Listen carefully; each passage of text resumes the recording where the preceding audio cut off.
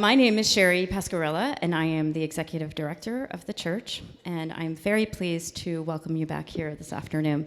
Here's another question for you. Is it anybody's first time here at the church? Yes. Well, we welcome everybody, and especially those who have never been here before. We hope that you will come back again and again. Before the rest of the introductions today, I want to first acknowledge that we are on unceded territory of the Shinnecock and Algonquin tribes. Thank you, ancestors. And I also want to say thank you to all of the team at the church, Talina, Sam, Juwan, Kristen, and Sarah, who make us move and work every day, as well as our amazing co-founders, Eric Fischel and April Gornick, who is with us today.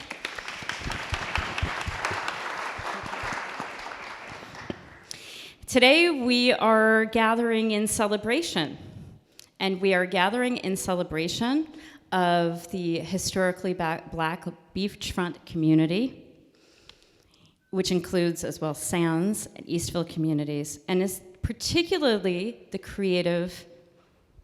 collective creative body of people who have enormously contributed to the cultural history and life of Sag Harbor at large and the community specifically. So I would like to acknowledge that today's conversation, or today's whole program of events, and I want to walk you through what that is, just in case. We will have this conversation for a few minutes. It will be followed by an overview of the exhibition by the two curators of this exhibition, Sarah Cochran and April Gornick. And then it will be followed, we hope you will join us downstairs for some food and drink on the ground floor and in the garden. I would like to especially thank E.T. Williams and Olivia White.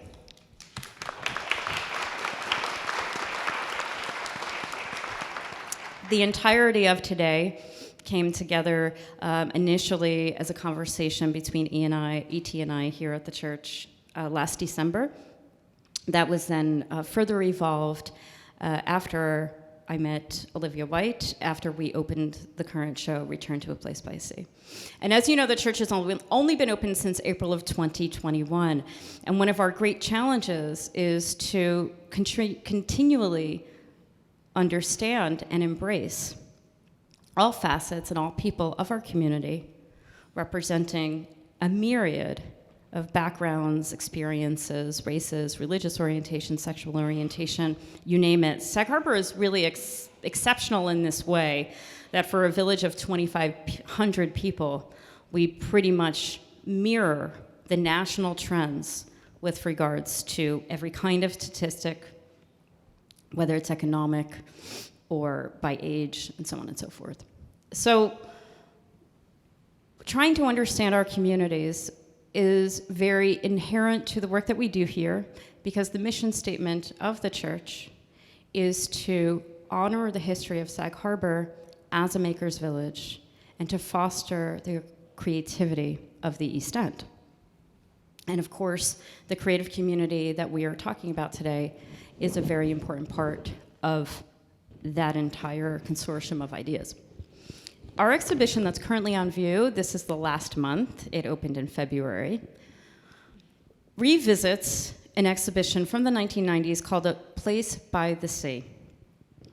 That was at Sage College Art Gallery in upstate New York. And it explored the works of 4 artists from the East End, many of whom built their greatest relationships from their time spent in Sag Harbor and East Hampton. Al Loving, Nanette Carter, Gregory Coates, and Frank Wimberley. Nanette is here. Hi, Nanette.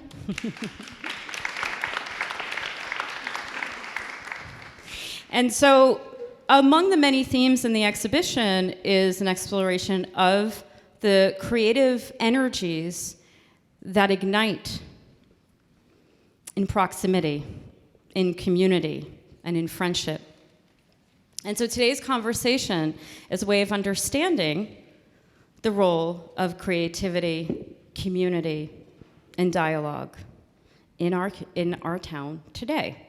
And part of the inspiration and reason for the particular selection of the artists who we're talking to, including Jeremy, who lives on the reservation, as some of you know, is that all three of the artists who are speaking today are a part of the community art exhibition that is being presented by the Creative Collective, celebrating Creatives of Color Collective, which is a community exhibition that will be open to all on August 26th.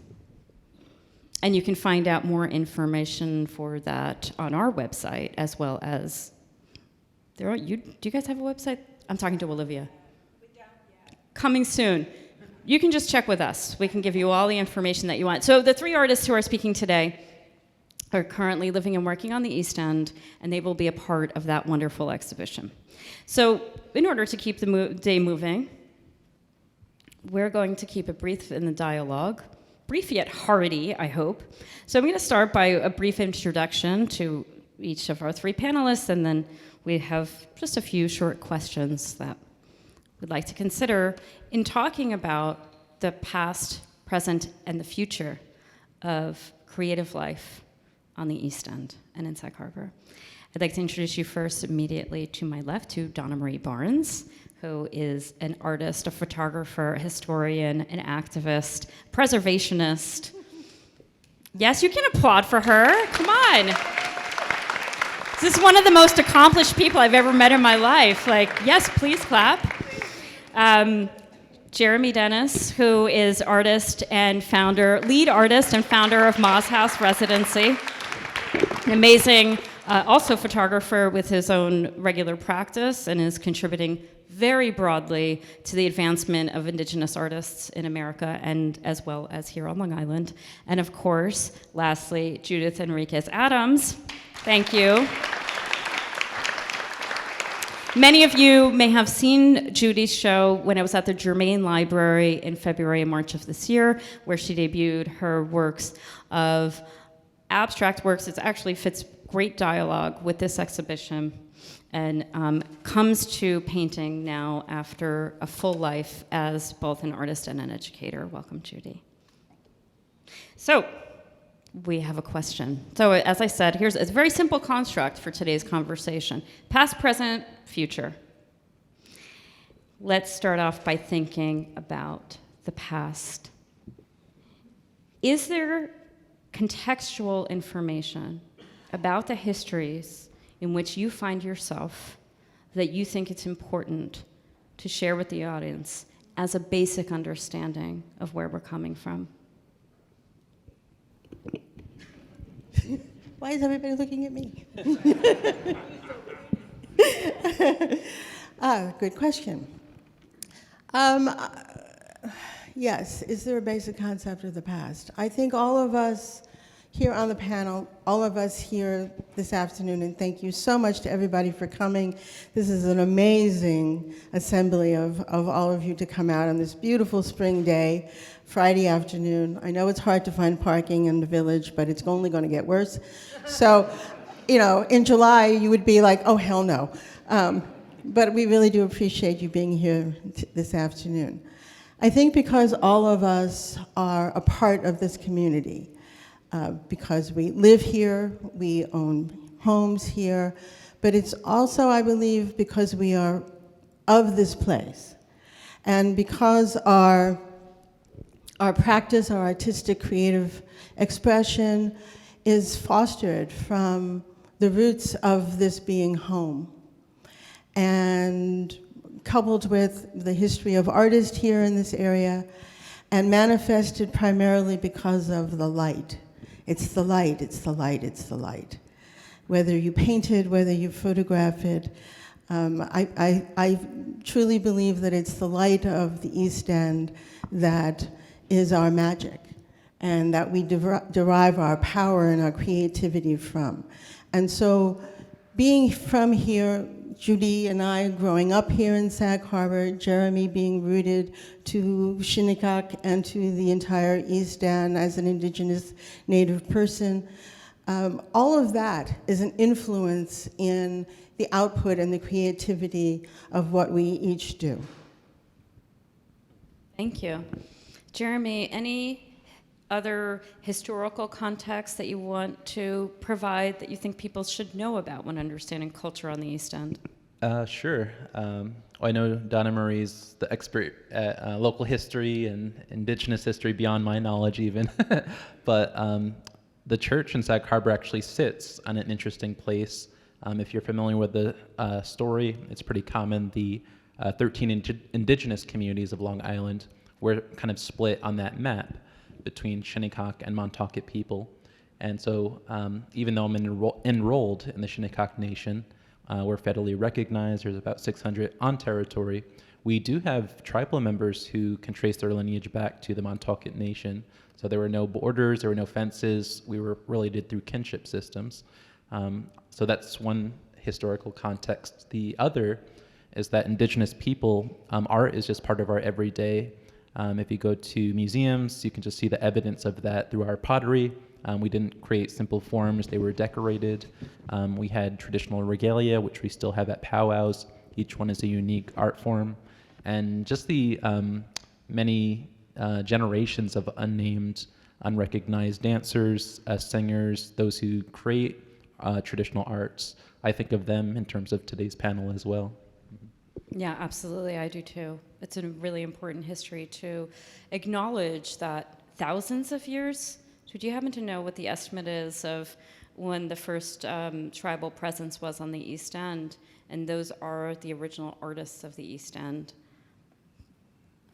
Judy, was there anything that you want to add? Well, I was thinking about how in the 40s and the 50s, those of us who are here from the Sands community, this is when our families our mothers and fathers bought a little piece of property and built or bought a little home. And all of our parents did jobs, the kinds of jobs that were kind of exceptional.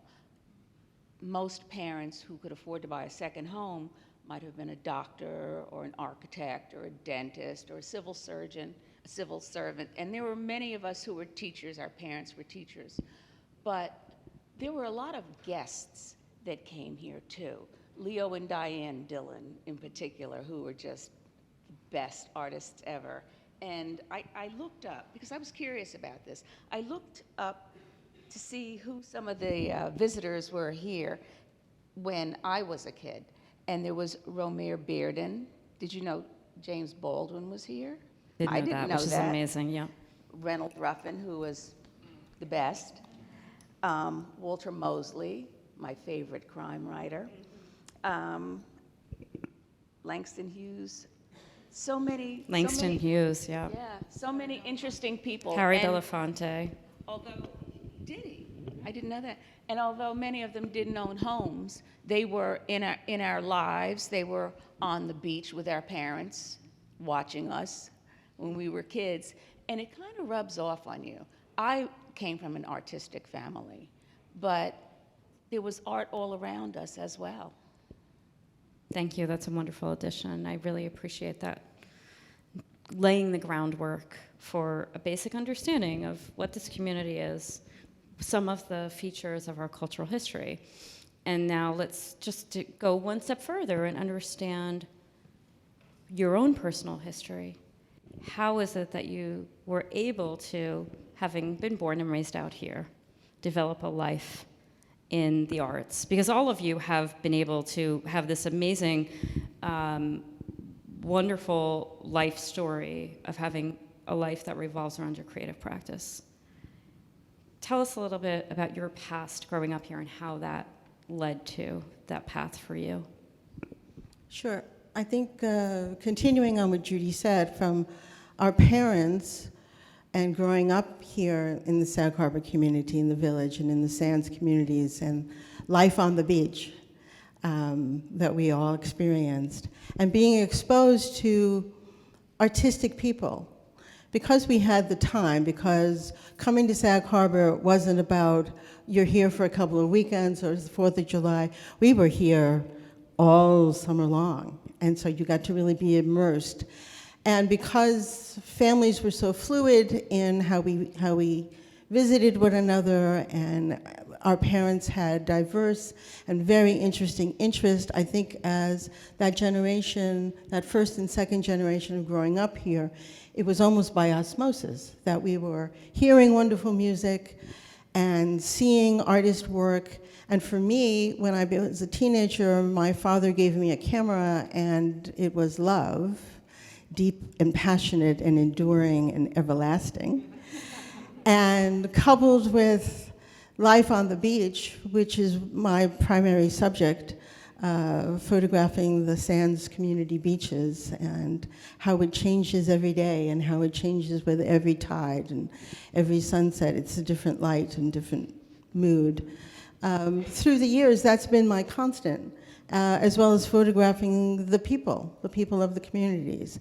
And so I think it was it's a natural progression. There is really no explanation for it except that we absorbed it like we absorbed the sun. And because we had the opportunity to be here and to experience it and to experiment and have other artistic people to go and talk to. I think one of the greatest opportunities I've ever had artistically is being able to go to Frank Wimberley's house whenever I wanted to, and Nanette would be with me sometimes, and we would just go and hang out at Frank's and look at his paintings and have him look at my photographs and encourage me and support me. That was immeasurable and a gift that I will treasure forever. That's a great answer. And just professionally, you went to Cooper Union.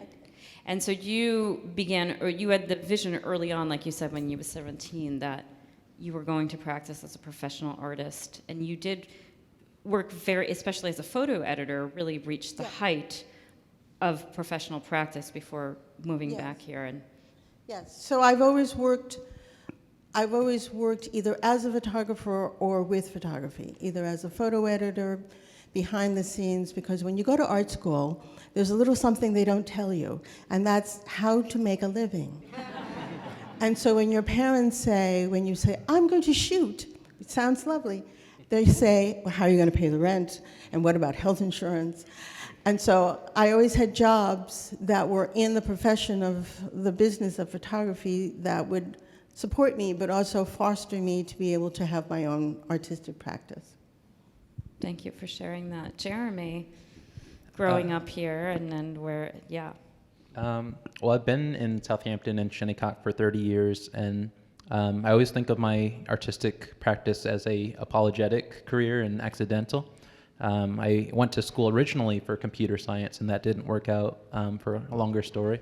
But when you go from something that like everyone wants you to prosper and help the nation into something that sometimes we think is a luxury or something that is lesser valued, that was something that triggered in me, having to always have educational components, practicality in the arts. It can't just be beautiful or for art's sake. And so that was one factor in how I got to where I am today. The other is having just compassionate and loving parents, which is a beautiful gift. And that's a very common story among artists. It's like a parent was an artist, so that allowed them. But being Indigenous, that's a whole different experience and value, because as I learned very quickly growing up on the East End and in this region in the Northeast, there's a lot of just like everyday experiences of people being surprised that you exist, or reminders that you shouldn't be here as a people, as a person. And so a lot of the work that I do is always trying to be an activist, trying to show we are still here and proud to be here. As Sheri said, we have a history of being here for 10,000 years, and now we're an invisible people to many in the Hamptons. So how do you have that trajectory, and how can you reverse that? So my career now just involves digital photography, portraiture. I think we still have that linkage between evidence, presenting it as factual, and being able to undo some of those false narratives of our disappearance. So again, just having that parental love and encouragement. When you say, I want to take a step back for a second, I know that you were going to college for computer science. Was that also motivated so that you could, as something for your community, for the reservation, to come back and play a role through the life as a software engineer? Yeah, pretty much. Contrary to the common belief, not every Native American just goes to college for free and whenever they want. In my experience, it was one person in our entire year of graduating high school would have gotten a scholarship. And so I think behind the scenes, I didn't see it firsthand, but you see someone going for something other than computer science, you're going to give it to the person who wants to go to codes, to build websites and do all that software. Really a very interesting. We're going to talk about your present in a moment. Judy, can you share with us your story? I think my parents went to the same school of life that your parents went to, Donnamarie, and that is you can go to art school, but you have to find a way to earn a living. And I went into teaching, so I taught for 26 years, and I taught art. And when I retired, my husband and I, who had bought a little house out here, moved out here permanently. That was 2016. I had been practicing art here and there, but every day in the classroom, experimenting with different styles. And it was a huge range, diverse range of art that I taught. I taught many different grade levels. However, in 2016, something unexpected happened, and that is that I met Reynold. And Reynold Ruffin really changed my life in that he asked me to participate in a group show, and I had never shown my work. I was, my husband was my only audience. And it was so validating. One needs to have fertile ground. It's not always enough to have your husband as your biggest fan. It's lovely. I mean, it's a good place to start. Without a doubt. But I just felt so positive and so good. And the more that I trusted myself and made art, the more opportunities seemed to come around. And then Olivia and Jennifer and Gwen and the women of the CCC invited me and other artists like me, writers, to participate in that terrific, really stellar outside art show 2 years ago. So they've done it twice. They're about to do it for the third time this year. And it gives people like me, who are kind of closeted artists, or I was, an opportunity to show, to network, to meet other people, and to feel kind of good about ourselves. And that's really the direction that it's gone in. That's a beautiful story. And I love that you're refinding yourself after living this rich, giving life as an educator, being able to recenter your practice as something that is personal and yet still sharing and connecting with others. And I want a couple of people have mentioned Reynold Ruffin. Show of hands, does everybody know who he is? Because if not, we're going to give you a story. Okay, so less than half. I'm going to ask Donnamarie, because I've heard you speak about Reynolds when you presented here, and then, of course, Judy, if you can add to that. Jeremy, did you know him? No. Donnamarie will speak for me. Okay, so this is a little bit of local art history. I will try to do him justice. Reynold and his wife Joan Ruffins were homeowners in the Nineveh section of Sag Harbor and Sands, and they were both artists, and they had both also been students of art at the Cuba Union School of Art, and they lived down the street from me. And again, like Frank Wimberley and all the other artists of Sag Harbor, they were always so generous and open and ready to talk to you about your work and their practice. And just having them in the community, that was just a gift. They were wonderful people. They looked artistic. You know, they were cool. There was always great music at their house and paintings. And having them near was just a total inspiration. And I would invite all of you, there's a wonderful show at the Long Island Museum that was curated by our own Michael Butler. Michael Butler, there. He was last month's Insight Sunday. He spoke about the show. Please continue, Donnamarie. It's called Creative Havens. Michael, yes? He's back there. Creative Haven, and it does feature several of the Sands artists, including myself, and Nanette, and Frank Wimberley, and Jonah Reynolds-Ruffins, and Al Loving. And there's a bigger show of Ramir Bearden. Long Island Museum is a ways away. It's in Stony Brook. It's in Stony Brook, but it's totally worth a visit to go and see it. It's a really excellent show, and I can't thank Michael enough for inviting me to be a part of it. I was very proud to see it not too long ago. Great. Thank you. Judy, did you want to add anything about Reynolds?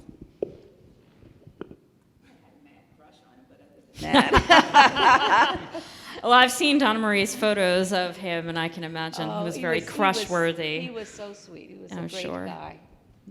And for those who are further curious, there's a wonderful New York Times Teen Magazine feature that was a couple of years ago on Sands Eastville community that has some beautiful pictures and a lot of storytelling about Frank and Juanita Wimberley, about Reynolds and his wife, and about the history and the present state. And we're going to get up to the present state now. Tell us where you are in your creative practice. How you guys are, Donnamarie and Judy, you're at, generally speaking, a similar point in your life personally. Jeremy is at almost the opposite spectrum, right? How valuable is it for all of you guys to lead creative lifestyle as a creative person on the East End for where you are in the present? I think she means we're old, Judy. Never. I meant you were goddesses. It's actually a very good question. Well, for me, I have in many ways watched Jeremy grow up and develop as an artist, and I'm very, very proud of him. The way that he works his photography to be an extension of his grounding in his community and his culture, and of interpreting the history of this place, which I think is something that he and I share. So the work that I do now for money is involved in the history of the East End of Long Island, telling the histories at Sylvester Manor, and telling the histories of the enslaved and free people of color for the Plainside Project. And just briefly, that's a job and a life that I'm starting to have that was by chance. I didn't plan that, but now after several years of doing it, I am beginning to recognize and feel how one part of what I do is influencing the other part of what I do and vice versa. So in other words, the history work that I do informs the photography work that I also do. And the way that I tell stories visually informs the stories that I tell historically, if that makes sense. I'm trying to find the history in the physical landscape to be able to interpret the stories that I tell, the unseen and the unknown stories. And I think Jeremy has done the same. He had this wonderful series called In This Place, which I took enormous inspiration from, and some of the landscapes that I do at Sylvester Manor. So I think that we are in this time of awareness of not just where we live, but who has lived here before, and how our community has functioned as a community historically, how this has always been a diverse place with people of distinct cultures that come together, the indigenous native people and their influences on the land then and now, the people of color who moved from slavery to freedom and built these places, these villages and these towns, and are now here as the community of the historic Black community, beach communities of Sands. And I think we all, and all of us here who have come out this afternoon, are proud of that diversity, and that we are recognizing the cultural significances of that. And for all of us as artists, and all of you, the artists who are here in the room, I think we are all influenced by that past and our present. And as we preserve our place and our culture here, I think artistically and creatively, that is one of the most important parts of it. Amazing answer. Would anybody like to add to that, expand upon that? Because the next question, Judy, did you have something you were going to say? Well, your question is, where are we today? Yeah, where in are you our today? art? And do you feel a And- strong sense of community support, by the way? Oh, without a doubt, absolutely, and it's everything. I feel that, I know that I was 65 when I retired, and that was in 2016. And then my life as an artist began. I mean, I had made art and practiced art, but not as consistently with as much commitment and depth and security and support that I have now. So in a way, I feel that I'm Jeremy's age. I wish. Well, in many ways I you are, wish. but from a But professional perspective as an artist, you are, right. So many areas that I have to hurry up. I have to go very fast. I have to live a long life. Because there's so many things I want to do. There's so many areas that I want to experiment in. And once you start a style as an artist, or I mean, I can keep going and going and going, and I'm looking at the clock saying, oh my God, 6 months have passed and I'm in this style. I want to go on to something else. But you have to explore it, and you have to enjoy it, and it gives you so much pleasure. And this year has been probably the happiest and most rewarding year of my life. Between my coming out with Reynolds in 2016 and participating in the shows that we've done, I've learned who I am, and I've learned a lot about my capabilities. I mean, we're all insecure people. Most of us are. And when somebody kind of gets it, it's so validating, and it just encourages you to go on and develop in new directions. The show at John Germain came out of left field. And I had to absorb that it was the whole space. It's 3 floors. It's a big challenge, and if you don't have a challenge, you're lost, Right. So you got to step up, you got to produce, you have to frame it, you have to get it together, and it was just a terrific opportunity. And when I could rest from that in March, Heather Buchanan got in touch with me, a writer. She's a lovely writer. Yeah, she's great. She's presented here, actually, in All the World's a has she? Stage. Yeah. Yes, from Where's the Talina? Hampton Real Estate Showcase. She got in touch with me and asked if she could do an article on me, which I was flabbergasted. And it's in today's Hampton Real Estate Showcase magazine, which has just been published today. It's great. So it's a great article. the I hits think there's a keep on copy at the coming, front and desk if you want to see it. I'm having a really good time After this the year. talk. You're having a great time. Yeah, you can applaud that. Do people ever make compare you, not in the work, but in the story, to Alma Thomas? Grandma Moses. Well, Alma Thomas also, Alma Thomas was a public school teacher. She started her professional art Yes. career when she was Yes. 69 years old. Yes. And now she is the most expensive black artist in America, Yes. besides Kerry James Marshall. She's passed away for a few years. But anyway, amazing artist, aside market or not. Yes, and Grandma Moses. Jeremy, did you want to touch on that, or should we talk about the future? Future's good. Okay, cool. So, I want to know the pros and the cons, and anything in between, the gray areas. What is the opportunity for the future of the creative class on the East End, and what are the challenges and the threats? Jeremy, that's a good one for you. Well, a personal project and a future growing project is one called Ma's House on the Shinnecock Indian Reservation It's a very small, modest communal art space that has a residency for artists of color. It has a small museum, weekly programs, and one of the questions that keeps recurring is, why do we need new art spaces in such a rich, historic arts community? And for whatever reason, as an artist myself, it keeps ticking the answer to that question, just the need for new leaders, new understanding, new spaces.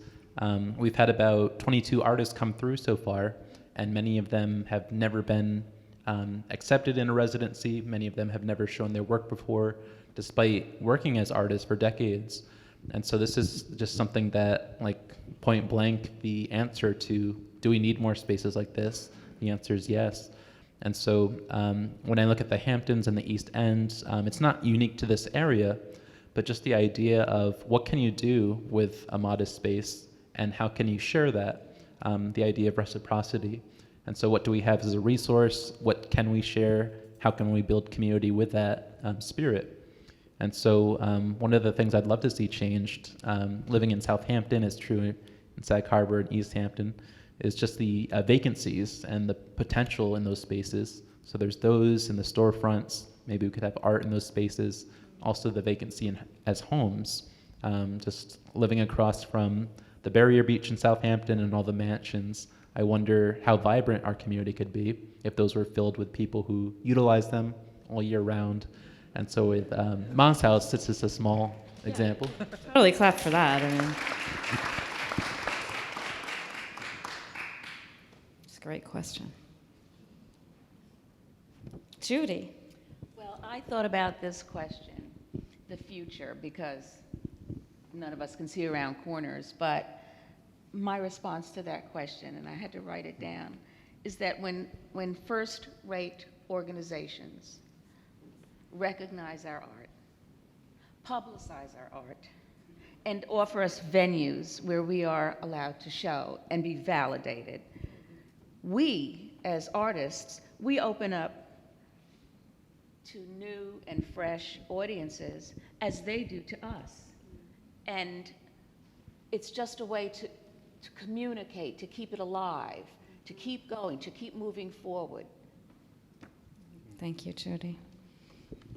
Donnamarie.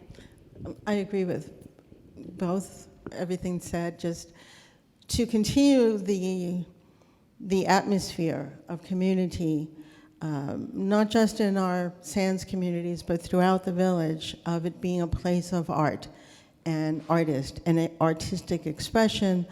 We have to talk about affordable housing. We have to talk about spaces like the church, like Ma's house, like Sylvester Manor will be in the future after some restoration, for a place, to become a place where artists can come and experience and do good work.